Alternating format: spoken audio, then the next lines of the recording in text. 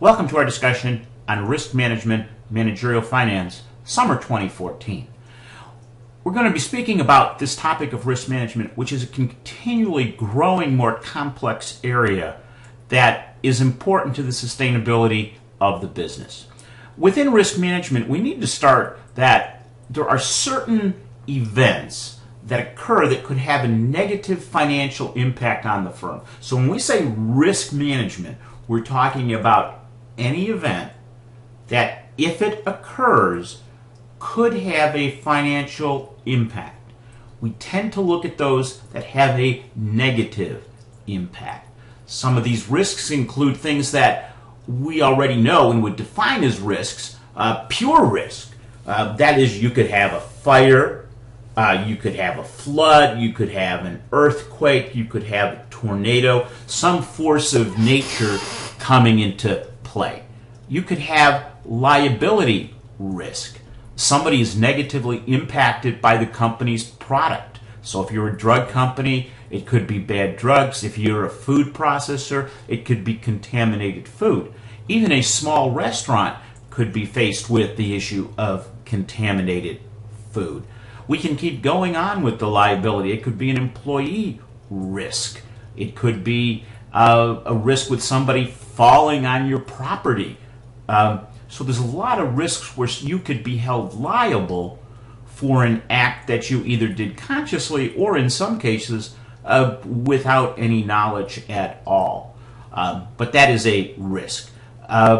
Liability risk could include things such as compliance risk, that you're not engaging in the proper level of reporting. So that's a risk. Environmental risk. You may be polluting or discharging chemicals, and that is a constantly changing situation, is what's dangerous. Right now, they're looking at, if you have blacktop driveways and you seal them, a lot of the sealer has coal tar in it. And coal tar has been proven to be detrimental to the environment. So now you say, is the risk associated with that? And since we're in a very litigious society, people are always looking to sue somebody for something. Then there's personnel risks. Those are actions taken by employees, either employees doing something to other employees or being hurt. They're hurt by a machine that isn't working properly, or other matters like that. Other risks could include demand risk. Now we're moving to the financial side. The demand risk is the ability to sell finished product.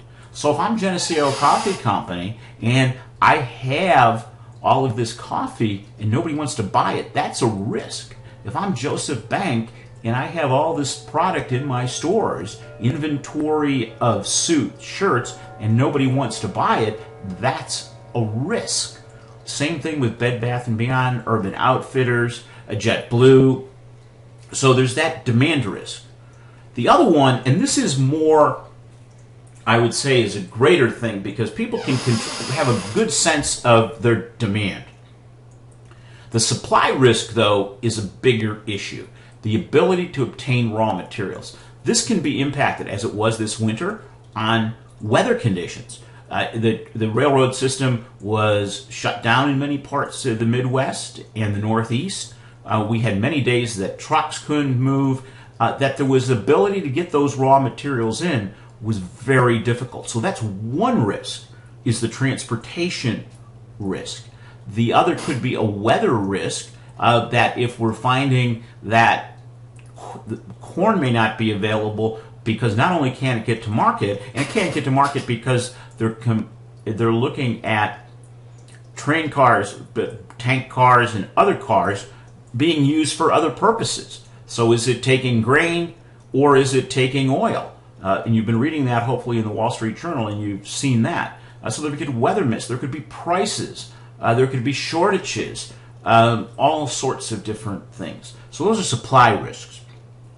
Financial risks. Well, the risk obviously around the supply price or raw material price.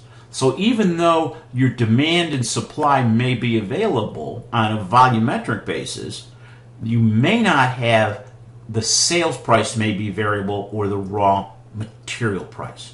And this is really a big issue today, I mean, you're seeing this, and those of you that are studying the airlines, JetBlue or Alaska Air, what you're finding is that the price of fuel, jet fuel, is a big risk for a lot of these airlines. In fact, if they sell the ticket in advance, they've already fixed the price, and tickets are sold in advance of the flight.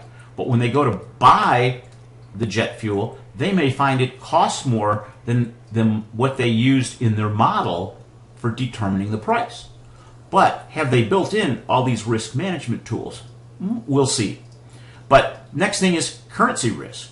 Currency risk is that we're seeing this right now. We're seeing the value of the U.S. dollar strengthen relative to Japan and relative to Europe. So that may mean that things are more, it might be cheaper for us to buy from overseas. So if I have a German manufacturer, it might be cheaper for me to buy a piece of equipment from them. But it also means that my product going to those countries is going to cost more in those local dollars, which is going to impact my demand risk. Okay, so currency risk, especially in this global economy, becomes a fairly big issue. And then there's speculative risks. So if I start a new business or product or market venture, there's the speculation that I don't know how it's going to work. So that is another type of risk. So now that we've identified the risks, they're all there. But we can't just focus on the risks. What we have to do is to be able to manage those risks. And risk management is the process of first you need to identify what they are. Then you need to take actions to minimize their consequences. So if you're going to look at this on a step-by-step basis, the first step is, what is the risk? Okay? What's the potential impact of the risk? Okay? And some of them you're going to find you'll have a risk, but the potential impact may be de minimis. So at that point, it's not a big enough issue. But until you determine what this potential impact is, you don't know.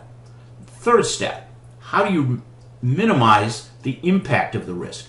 That can mean making the risk less impactful, and there's things you can do. Let's go through them, what you can do. One, you can transfer the risk to someone else. That's why we have insurance. Okay? We have insurance because we're transferring risk. Okay? So a lot of these pure risks, we can transfer that risk to an insurance company. We pay a premium and the insurance company takes that risk. Now with that, there is specific coverage and there are exclusions. If you have a homeowner's policy or a building policy, it may exclude flooding. Okay, we need to understand what that is. There's limits of the policy. How much is the policy going to pay up to? So that's the limit. There's a deductible. In other words, that means you're sharing the risk. Okay, and when you look at, easiest example for you might be car insurance. There's a deductible. That means you pay, if you have say you have a $500 deductible, that means you pay for the first $500 of loss. Now, many insurance policies have deductibles because that eliminates small claims, and you balance this as to what your deductible is, okay? Because it all relates back to the premium, okay? So that if you take on more of the risk, your premium will go down, okay? So you as a company, when you're looking at this, have to figure out how much risk do we want to bear relative to the value of the premium for what it's covering. Then, one that most small and micro-sized businesses don't need to deal with, medium-sized businesses probably might want to look at this, is what's the capacity of the insurance company to absorb risk? And there's very large insurance companies that we're all aware of, Geico, Travelers, Allstate, Progressive, all these big, Metropolitan Life, Prudential Life, all these are big companies who have a lot of capacity to absorb. But then you start looking at some of our smaller ones, Allegheny Mutual, Farmers, 20th Century Insurance Company, and some of the smaller ones, what's their capacity to really, if you have a big claim, will they be able to pay it? And that's something that larger companies have to look at. And that leads us into this concept of what is reinsurance. Insurance companies don't always keep all the risk. They spread the risk around. So an insurance company may underwrite the policy, but they in turn will, quote, sell it to somebody else who will take on some of that risk in exchange for some of the premium. So that's when you transfer that risk to someone else, the insurance company. Now, insurance companies aren't the only people that you can transfer risk to. You can transfer risk to outside providers, a payroll company, third-party delivery. Okay? So what you're doing there is instead of you taking on the risk for properly preparing payroll tax returns, you transfer it to Paychex or ADP. They take that risk on for you. So if you're worried about owning a delivery truck and the liability that goes along with the vehicle, you could switch to third-party delivery, UPS, FedEx, etc. So you transfer the risk that way from an operational perspective. The other thing is you reduce the probability of risk. Okay? So if you can do certain things to reduce the risk, that's good too. You can train people. You can have safety precautions. You can have alarms and monitoring. So if I'm concerned about a fire risk, I can reduce that by putting heat detectors, smoke detectors in, tying it to central monitoring to be able to identify the problem sooner to minimize the risk. And when you're looking at safety precautions, well, if I have employees for certain things, I'm going to make them wear safety goggles. I'm going to make them wear earphones. And if they're going to be using dangerous tools, I may actually make them wear mesh gloves. You may have seen that in Wegmans, or if you've worked for Wegmans, you've seen that also. So you reduce the probability. The other thing is to avoid the risk. Just don't do it. You can then minimize the impact of the risk. A smaller amount of inventory. You can hold real estate in different legal names to minimize the risk. So you can do some corporate structuring there. The other thing that is done is the use of financial instruments, also known as derivatives. And these are to protect against price changes. Okay? And it's called hedging. So when you have a risk and you use financial instruments to protect against the risk, that's called hedging. And there's many instruments that are used today in that. The original started with forwards, then we moved into futures, then options, and now we have swaps and caps and collars and hundreds of different things. So let's take a minute now, and I want to introduce you to some of the key terms and concepts.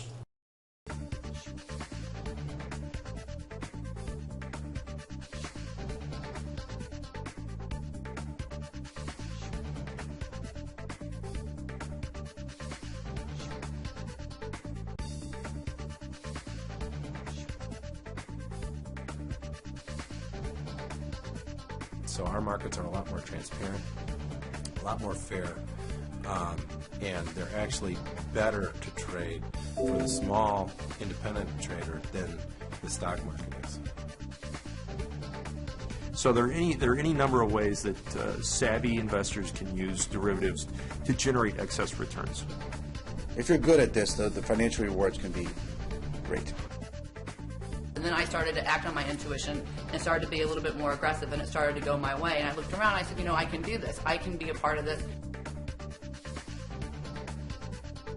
Welcome to A Trader's Guide to Futures, published by CME Group, the largest and most diverse exchange in the world. Interest rates, stock indexes, currencies, commodities, and alternative investment products such as weather and real estate.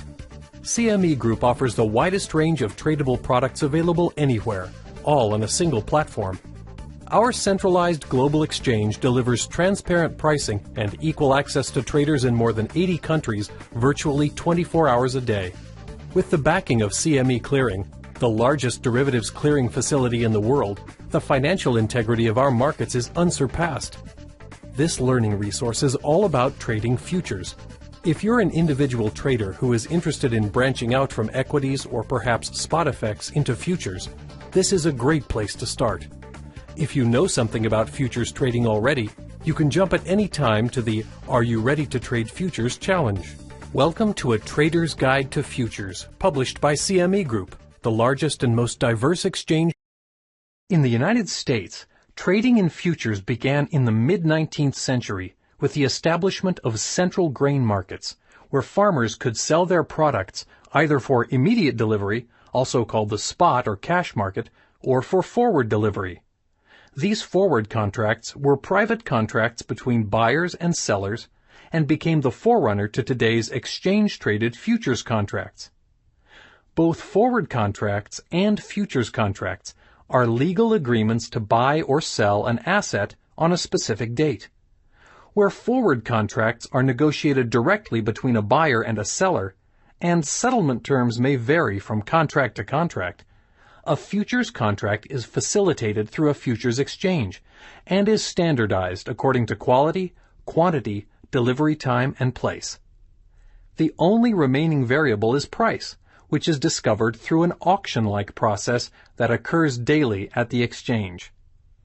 Although trading began with floor trading of traditional commodities such as grains, meat, and livestock, exchange-traded futures have expanded to include metals, energy, currencies, equity indexes, treasuries, and interest rates, the majority of which are now traded electronically. Who trades futures? The futures market attracts a wide variety of participants, most of whom can be described as either hedgers or speculators. Hedgers include agricultural companies, mining firms, banks, and others that want to protect themselves against falling prices for the products or financial assets that they own or produce and need to sell. Other hedgers are manufacturers, food processing companies, financial firms, and others that want to protect themselves against rising prices for raw materials or financial assets that they need to buy. Hedgers use the futures markets to reduce their exposure to adverse price movements by transferring their risk to others. Their goal is long-term price certainty. Speculators include hedge fund managers, banks, proprietary trading firms, and individual traders. They accept price risk in the hope they will profit from correctly anticipating the market's movement and direction. At any moment, based on their position, perspective, and time frame, some traders will be looking to buy while others will be looking to sell. It is this diversity of opinions assembled in one location that makes the futures market such a vibrant place to do business, and CME Group one of the most efficient marketplaces in the world. Click on the buttons to learn more about how hedgers and speculators interact in the marketplace. Corn farmers, like other producers, are at risk from changing prices. If the harvest is good and demand is low, corn will be abundant and prices will fall. If the harvest is poor and demand is high, prices may rise. To hedge against falling prices, corn producers turn to the futures markets. In effect, they use futures contracts to hedge the sale price of their crops. A producer may hedge all or part of their crop depending on their outlook on the market. Producers are, in effect, long the commodity. So, to hedge their risks, they attempt to take an equal and opposite short position in the futures market. By selling futures, they are able to transfer some of their risk to another market participant. The price of the December corn futures contract reflects the expected price of corn at harvest, as well as the risk associated with the volatility of the underlying commodity. As harvest approaches, if the price of corn rises, one would expect corn futures to rise in value also. Similarly, if the price of corn falls, one would expect the futures contract to fall. So, how does this help the farmer? The farmer sells corn futures to hedge the risk of owning or being long the cash commodity. If corn prices fall, the farmer will be able to buy back the futures at a lower price. This profit will make up for some of the losses the farmer will incur when he sells the corn at harvest. That risk is transferred to the person who buys the futures. Let's imagine it is March 1st, 2007. A farmer who is expecting a crop of 100,000 bushels in November decides to hedge 50% of the crop, or 50,000 bushels. By hedging just 50% of his crop, the farmer is limiting, though not eliminating, his exposure to price movement. A single futures contract in corn represents 5,000 bushels, so the farmer will have to sell 10 contracts to hedge 50,000 bushels. On March 1, 2007, corn futures traded at $4.17 per bushel.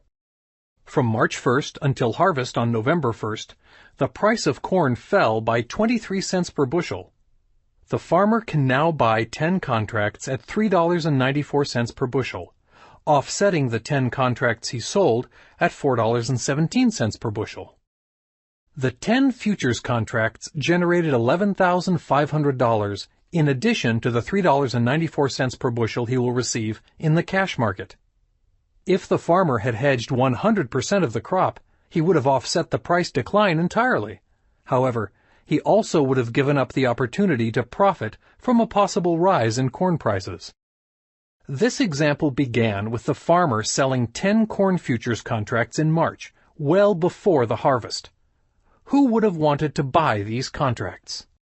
Any number of market participants would have been willing to take the other side of this transaction. They include food processing companies attempting to hedge their input costs, commodity fund managers looking at the price relationship between various grain products, energy companies looking to secure an ample supply of corn for ethanol production, and speculators who wish to express and profit from their opinion on the direction of the market. Each of these groups provides different insights into the industry and plays an integral role in determining a fair price. Large commercial enterprises regularly use futures to manage risk, reduce costs, and leverage working capital. Let's imagine that on September 1, 2007, a U.S. company agreed to buy heavy equipment from a German manufacturer. According to the terms of the agreement, payment of €1 million was due upon delivery, December 1st. Between September 1st and December 1st, the price of the euro in relation to the U.S. dollar will fluctuate. What if the value of the euro were to rise? How would this affect the cost of the machinery? More importantly, how would it affect the overall profitability of the deal? As you can see in the chart, the value of the euro did rise significantly. This would raise the cost to the U.S. company by over $100,000 U.S. To protect themselves from this risk, the company could have done several things. First, they could have bought the euros they needed for this purchase on September 1st. This would have eliminated any currency risk. However, it would also tie up a large amount of the company's working capital, $1.36 million, for 3 months. Instead, many companies prefer to hedge their exposure to rising prices by purchasing futures contracts. Buying futures contracts, known as going long, is a typical strategy used by companies that regularly buy foreign currency, financial assets such as stocks and bonds, or physical commodities. In this example, the U.S. company chose to protect itself in September by purchasing 8 Euro FX futures contracts. Each contract represents an underlying value of 125,000 euros. So 8 contracts would represent €1 million. This amount would completely offset the currency risk associated with the purchase of the equipment. A qualified hedger with a futures account is only required to put up a small percentage of the full contract value, a performance bond, to buy or sell the futures contract.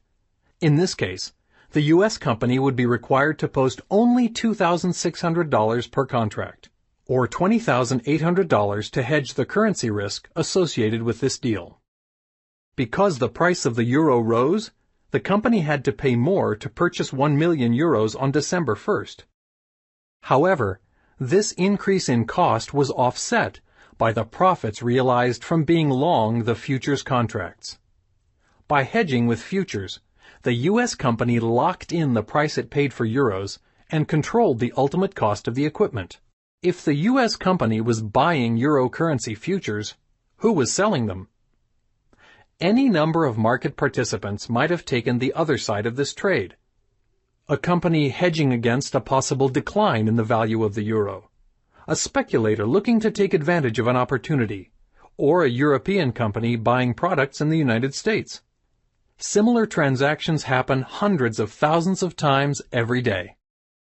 The open and transparent marketplace provided by CME Group has become the primary source of price discovery for markets including grains, treasuries, and interest rates. The dramatic trading volume in these markets allows hedgers to reduce risk and speculators to pursue opportunities in an extremely liquid marketplace. For the individual trader, what are some of the advantages of trading futures? Futures provide a fast, easy, and cost-effective way for individuals to access financial and commodity markets around the clock. Increased interest in global markets has accelerated media attention and attracted the interest of traders from around the world. From their study of the markets, traders develop a perspective on the direction of commodity prices, energy prices, currencies, interest rates, and stock indexes. CME Group offers products across all major asset classes, giving you a direct and transparent method to act on your insight and participate in market trends. Follow the link to learn about other advantages of trading futures with CME. Let's take a look at the risk that Geneseo Coffee Company has. Let's say the Geneseo Coffee Company has contracted with ABC Grocery to deliver 375,000 pounds of roasted coffee in December of 2014 at a fixed price of $3.50. So they've locked in their sales price. Now, what's the risk? Well, the risk is the price of coffee beans may be going up or it may be going down. If the price of coffee beans are going up, then the risk for Geneseo Coffee Company is that their cost of goods sold go up, and if their sales price is fixed, that means their gross margin will decrease. Conversely, if the price of coffee beans goes down, that would mean their cost of goods sold go down, and that would mean their gross margin would go up. So their margin is at risk. Okay? The question they have to determine is will the risk be material? Do they anticipate it to change? Or what actions do they need to take? So let's assume that the coffee market is unstable due to earthquakes, flooding, tornadoes, you name it, bugs. And we've seen a lot of problems with the coffee beans in the past few months. Now, what could they do? Well, the first thing they could do is they could buy the current. What could they do? Well, they could buy the raw beans in the spot market at $2.05 a pound. Now, spot market is meaning you're buying it for cash right now. So if they need 375,000 pounds, it's $2.05 a pound, they would need to come up with $768,750. Now, for Geneseo Coffee Company, that's a lot of money. So they would have to find additional working capital if they wanted to buy the beans today. But they'd also have to deal with where do they put all those beans, which would have a cost. They would also have to deal, is there freshness with beans? Will they last 6 months? Or will they spoil? Plus the cost of that additional working capital. So there are costs associated with buying the beans today. The other thing they could do is they could find a coffee farmer who has a crop in the ground now and wants to lock in his profit. Let's look at how that would work. Well, without a contract, Geneseo Coffee Company has their sales are fixed. See, right there, fixed. So their sales price is fixed because they've sold it to ABC Grocery for 375,000 pounds.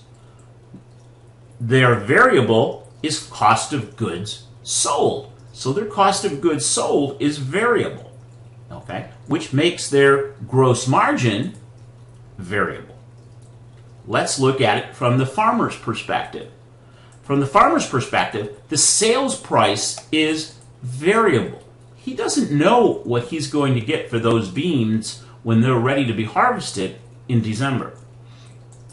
But on the other hand, he has cost of goods sold, which are fixed because his crop is in the ground. And his gross margin is variable. So what we have here is we have both of these parties right here, Geneseo Coffee Company and the farmer. We have them with the situation that their margin is variable. As I said, they could take the risk, and in this case is that if there's an increase in price, Geneseo Coffee Company's GM goes down, farmers go up. And the reverse is too. Now, if they both want to keep the risk, that's fine. But what if Geneseo Coffee Company agreed to buy the farmer's beans at the set part? Both parties would lock in the gross margin, or that's a hedge. In fact, that's what we'd call a natural hedge. Now, what is happening with that, it's a natural hedge, also referred to as a forward between two people, but there's a couple of issues. In the forward contract, people anticipate taking delivery, but also the ability for Geneseo Coffee Company to find a farmer and to make that happen is not that easy with 375,000 pounds, because that's really not a lot of coffee. So it's really not practical for them to do a forward contract. If it was 3.75 million pounds, they might be able to do that. So what they can do, looking at it from Geneseo Coffee Company's perspective, they could buy coffee futures. And if they look, they could find that they could buy a coffee future, December 14, 37,000 pound contracts. You need 10 contracts. But the price is $2.10. Well, why is there a difference between the spot and the future? Because remember, you could buy them up here for $2.05.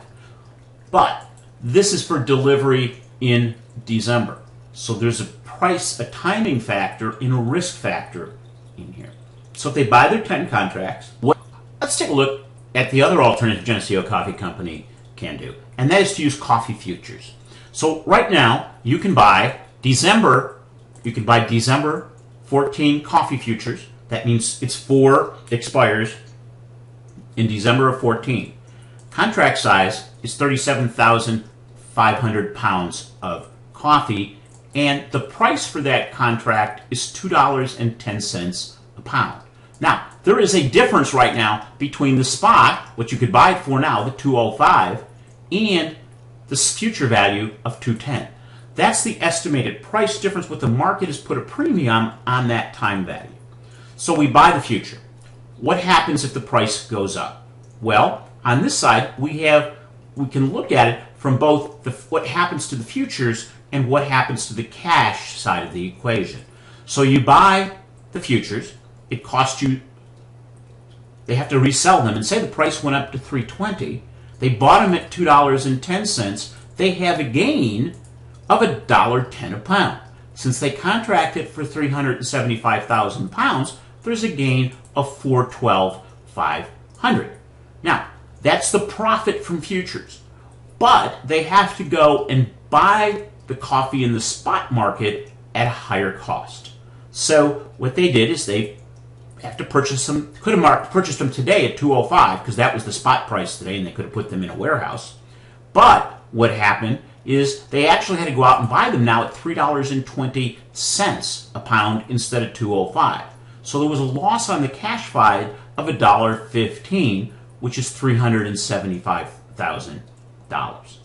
Now, that's $431,000 loss on the cash side, or the cost of their hedge was $18,750. That's what they paid for that protection, because if the price would have gone up and they didn't hedge, they would have lost the full $431,000 off the margin.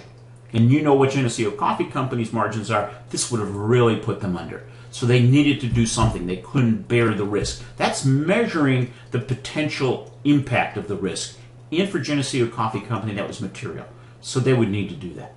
So let's take a look now of what would happen if the price of coffee goes down. Well, they bought the future at $2.10. Say it drops to $1.10, they'd have a 90-cent loss. Okay? So they'd have 375,000 pounds they'd have a loss of 337,500 on the future side. Could have bought it for $2.05. I now can buy it for $1.20, or I can make 85 cents a pound times 375,000 pounds. It's 318,750, and the cost of my hedge is 18,750. Now I did make the numbers come out that way, but what you could do is you could gear them. We don't have to do an even match. We may realize there's a time and we may want to buy more. But this is our real protection, is to prevent this from happening. Okay? Because this would happening on Geneseo Coffee Company would really put them in trouble. This would be great if it could happen, but it's not always going to happen that way. So they're paying for the insurance to minimize the risk. So there's an example of how does it directly work with Geneseo Coffee Company. If you have any questions, please let me know. I've listed this link here, and you can learn a lot. This is where some of that material came from that I recorded for you. There are more areas that you should focus on, and I'd encourage you to read it. The material that I did show you, even though it was dated 2007, 2008, is probably the best explanation I've found for how futures work in a fairly straightforward way. This is the link for that information, and if you look, there's a number of other areas that you may want to look at. I did not record them all here, but I've identified those key areas. What I want to do now is walk you through some of the other derivatives that we have. Again, we could spend a semester actually working on this. For those of you that are accounting majors, a lot of this, futures, forwards, options, etc., the accounting was actually proscribed by FAS 69, accounting for futures and forwards and options. And I actually was a part of that. I was at HSBC Bank, and these things were very, very new. We didn't have futures and forwards, so we need to figure out how to account for them. And we were using them in the bank to hedge our interest rate risk. So we needed to determine the accounting. So I was part of a task force with the New York City Clearinghouse, all the major banks, of determining how to account for it. So I was part of the group that actually determined the accounting for that. Totally useless information, but it's a topic that is very important to me, both as a hedger, as I'm hedging positions, hedging my investment position, but I'm also a speculator. So sometimes I will enter into some of these derivatives in order to profit from them on a short-term trade basis. Now, options. An option is different than a future. An option is the right, but not the obligation to buy or sell a particular item at a set price on or before a certain expiration date. Remember, on a future, I have to perform or I have to offset the transactions. An option gives me the right.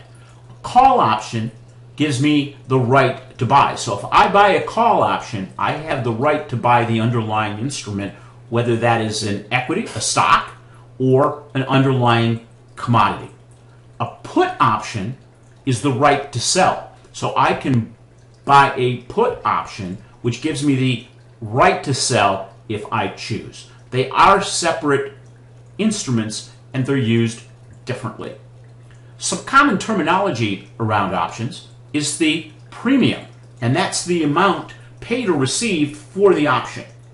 Okay, and then there is the exercise, also known as the strike price, and that's the price that the underlying contract is executed for. So I may have an option on coffee, and the strike price is $2.10 a pound, and I'm going to pay a premium for that. So if I buy a call, it's going to give me the right to buy that coffee at that set amount, the strike price, sometime between now and the expiration date.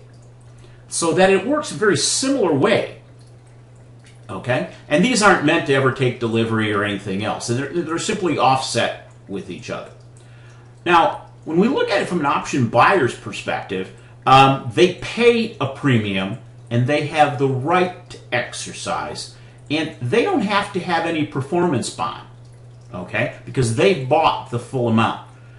They have time working against them. So if the expiration date is July, they have to exercise that between now, June 14th, and say July 21st. So there's a time value working against them. That if the market price doesn't come close to the strike price, they wouldn't exercise the option. So they have time working against them. The option seller collects a premium. They have an obligation to assign. Okay, so if I sell an option, I get a premium, and if called upon, I need to assign the underlying stock or commodity to them. I have to put a performance bond out there, okay, that I will deliver, and I have time working with me, okay, because I believe the price isn't going to hit the strike price. So as time goes along closer to the maturity date, then what will happen is that amount that people are willing to pay will decline, and since I sold it at a fixed price, I will be a little more profitable. Now, when we're looking at this, there's two ways you can deal in options. One, it's covered. Okay, that means you own the underlying instrument. This is mostly true with stocks and bonds. Like, I own the underlying stock, so my risk is I'm going to lock in my gain. So if I have a stock that I have, it's worth $10 today, and I sold a $15 call option, if the price goes up to 20, I'm only going to make a profit of 15 plus my premium, but I'm not going to go all the way. Conversely, if it drops down to 9, nobody is going to exercise a 15 option. In fact, they won't exercise that option until the price of the exercise price plus the premium is greater than the current market price. Then there's what's being called naked. You don't own the underlying instrument. Now, from a pricing perspective, there's a couple things that I want to introduce. One is the Greeks. Greeks have everything. Okay, remember we had the beta and the alpha. In option pricing, we have the delta, and that's the relationship between the movement of the option in relation to the price of the underlying instrument. It's applied in a fractional sense. So it's, if you have a delta of 0.5, that means for every $1 move in the underlying instrument, the option will only move by 0.5. And the closer the maturity date gets and the closer the current price to the option price, as they start to converge, if they do, then the delta will increase. Then there's what's called the theta, also known as the time value of the instrument. Okay, and that's a price change for every day. So a price of an option has two components. It has the value of being able to exercise the option and acquire that instrument or sell that instrument at a fixed price. But it also has a time value that as it gets closer to maturity, that premium that somebody's willing to pay or charge is getting smaller and smaller.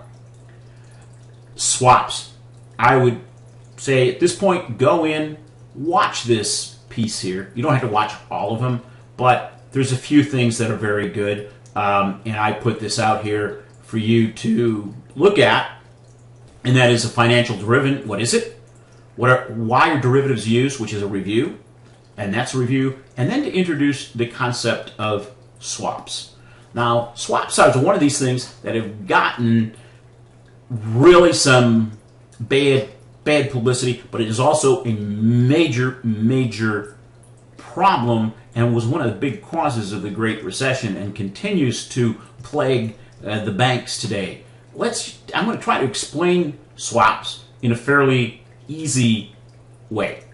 Swaps, again, you can either be a hedger or a speculator.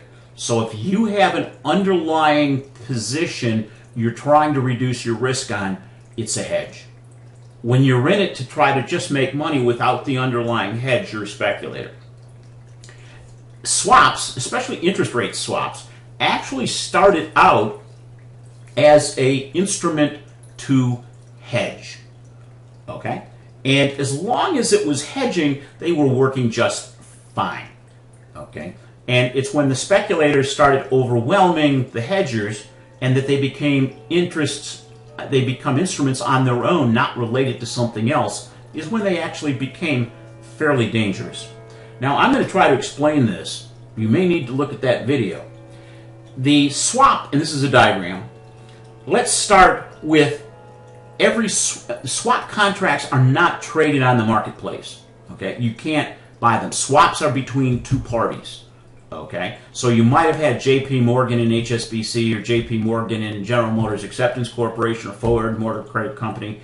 And what the interest rate swap is based on is a notional amount. So the contract always has a notional amount, say $100 million. Now, you have two parties, Party A, Party B. Okay? What they would be doing is Party A would say, okay, I am going to pay Party B fixed interest rates on this notional amount of money. Okay? And Party B is going to pay Party A floating rate payments based on this notional amount. Okay? So Party A is making fixed payments on the notional amount. Party B is making floating rate payments to Party A. So what they've done is, let's assume that it's the same notional amount, and this is set at 1, this is set. Now, if Party B has a fixed rate in the marketplace today, and they are now paying floating rates and receiving fixed, they've converted this debt to floating rate. Okay? So their fixed payments from Party A go to Party B, which go into the market to pay that fixed rate payments. So Party B is taking the risk with the floating rate payments. Conversely, Party A is receiving floating rate payments, and they have floating rate debts. So what they're doing is they're essentially substituting fixed rate payments and they're substituting floating. So they're essentially changing. Now, why would you do that? Well, let me give you an example from a bank perspective. As a bank, we might have made car loans which have literally an income stream coming in at a fixed rate. However, our funding might be in short-term deposits, which, if they change, could reduce our net interest margin. So I would want to take and put my funding, which had been variable, convert it into a fixed rate. Conversely, someone else might want to convert that into a floating rate. Okay, so if you use it as a hedge, it's all right. I also might find that what started happening, up front it was pretty easy, but what happens is sometimes people were making premiums off of this because what they could issue debt for might be cheaper than Party A may be able to issue debt cheaper than Party B. So they could also make a spread on that. So this in its very essence is quite straightforward. Traditional interest rate swap, and it works just fine. And as long as there's something underlying, it makes sense. But this is measurable. The one that got us in trouble was the credit default swap. This one, whoa, was crazy. Again, there was a guarantor and a beneficiary. Okay? And there was a reference asset. So the reference asset could actually be a position that one owns, say in a debt instrument, say the debt instrument of Spain, okay, and if the beneficiary owns it, they would be concerned about risk. That what if Spain couldn't pay?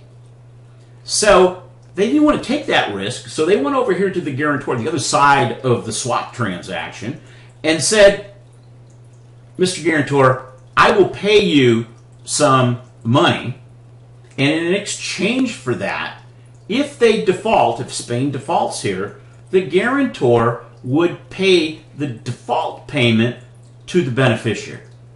Now, this worked just fine, again, as long as I owned this and the guarantor really understood what was going on with this reference asset.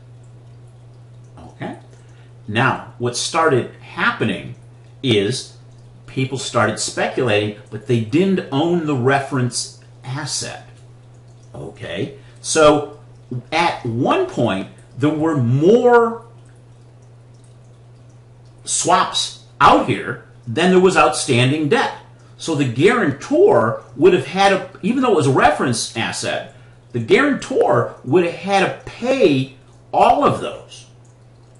Now, so if you had 10 times as much, the risk for the guarantor was huge because they were guaranteeing to some beneficiaries who were paying a periodic payment more than the full amount of the outstanding debt. So that really started, since this happened with mortgage-backed securities, it happened with corporate debt and sovereign debt, they could not perform. Now, some of people realize that, and in the case of mortgages, the guarantors did not understand what that reference asset was or the risk associated with that. So they weren't getting enough periodic payments to cover the risk. So what happened is the guarantors had to pay more on the reference assets than they could, and then the beneficiaries were lost. Now, some guarantors were smart and said, okay, we'll pay you, but you have to go and acquire, you actually have to tender that debt to us.